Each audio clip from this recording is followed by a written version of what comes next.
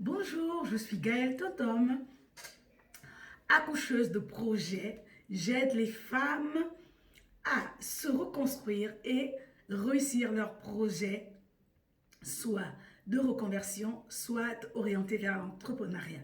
Alors, pour parler de reconversion professionnelle, ça montre à suffisance que on s'est arrêté un moment et on ne se sent plus bien dans ce que l'on fait. Ou du moins, on n'aime plus le métier qu'on fait. Alors, j'ai trois clés ici à vous énoncer pour réussir votre reconversion professionnelle. Si vous êtes dans cette phase où vous posez beaucoup de questions, aujourd'hui, vous n'aimez plus ce que vous faites, vous avez fait le contour de votre métier et vous vous ennuyez au travail, ça, c'est à vous.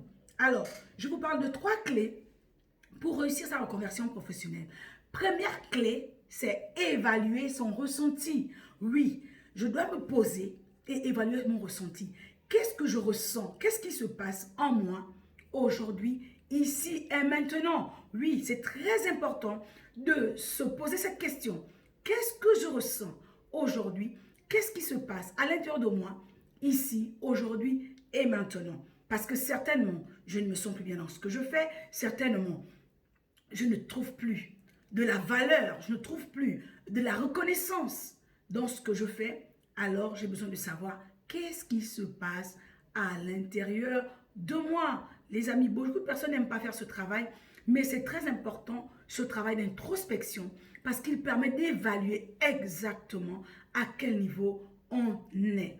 Deuxièmement, identifier votre besoin. Oui, parce que plusieurs ont un boulot, soit pour payer des factures, soit pour ne pas être simplement au chômage, ou du moins pour ne pas être stigmatisé. Alors c'est important d'identifier quel est son besoin du moment. Est-ce que l'emploi que j'ai aujourd'hui, c'est un emploi qui vise simplement ma sécurité et ma stabilité?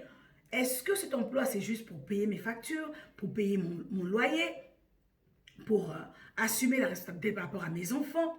Ou est-ce que c'est un emploi qui me permet d'exister? Est-ce que c'est un emploi qui remplit mon besoin d'appartenance? Est-ce que j'ai cet emploi aujourd'hui parce qu'en fait, je ne veux pas me sentir seule, je ne veux pas me sentir isolée et que j'ai besoin d'être dans un environnement où il y a plein de gens? Aussi, de se poser la question de savoir à quel niveau suis-je? À quel niveau suis-je? Est-ce que cet emploi que j'ai, c'est simplement un emploi qui me permet d'exister et être reconnu? Ou est-ce que cet emploi me permet de m'accomplir? Est-ce que cet emploi, aujourd'hui que j'ai, me satisfait? Est-ce que je suis épanouie? Est-ce que cet emploi me permet d'apporter de la valeur aux autres et me permet moi d'exister aussi? Parce que là, c'est un autre niveau de satisfaction par rapport à son travail. Troisièmement, évaluer son potentiel.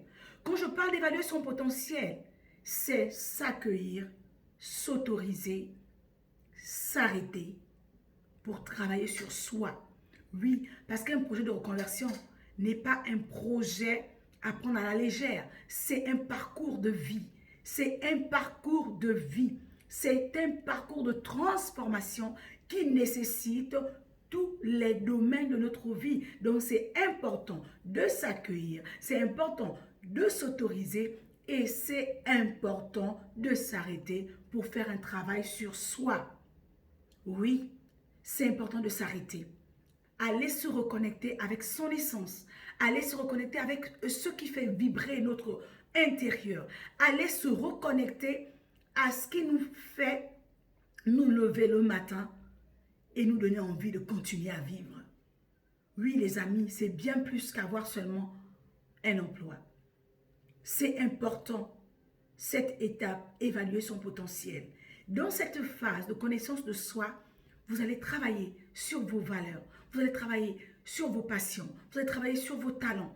Qu'est-ce que vous aimez faire? Est-ce qu'au travers de ce que vous aimez faire, ça peut vous permettre de vous lancer dans une formation, dans un métier? Et la dernière étape, c'est choisir de planifier.